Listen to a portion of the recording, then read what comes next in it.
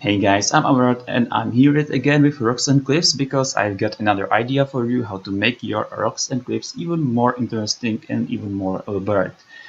So what we've got here are two textures, and this is something you obviously can't do that often or always because you usually don't have space for two rock textures. But in case you do, especially at the headphones, especially if you are making,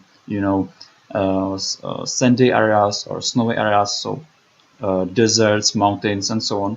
In those cases, you may quite often end up with having enough free texture slots for two rock textures. So what you can do when you've got two rock textures like I do, well, these are actually, as you can see, completely the same textures, but one of them has cracks on it. But they have the same color and they are from the same stone, so they are very similar.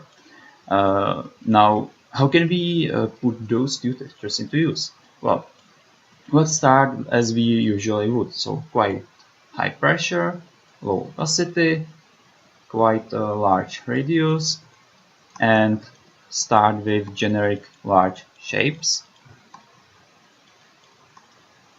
Then move to more specific stuff. So full opacity in this case, for example, lower pressure, lower radius, and get to more specific things. So highlight edges, highlight top spots, so on. And now it would be done. But this isn't that interesting. There is one way how to make this even more interesting, and that's by using this texture. So what we can do now is pick this texture, which has cracks on it, even more lower radius and pressure,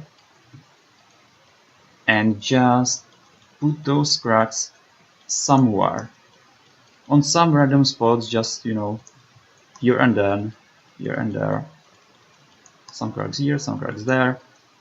And I think that this looks more interesting than previous one.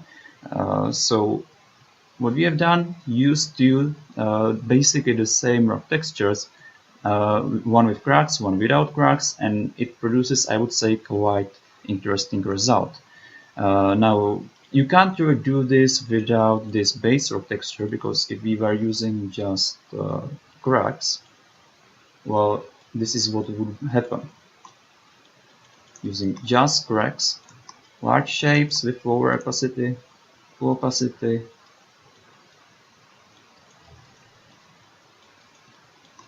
and I don't ever think that results look that good.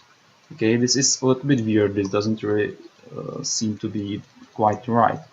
So I would say that it's definitely the best to have two rock textures layered on each other in this manner. So you've got some cracks, and beneath those cracks you've got clean stone. It's also quite reasonable to have just uncracked stone, but cracked stones usually look a little bit silly on their own. So those are ways how to make your rock textures more interesting. Just use dual clay textures. If you've got space for them on your chunks, go for it. I think that it looks very nice and very interesting.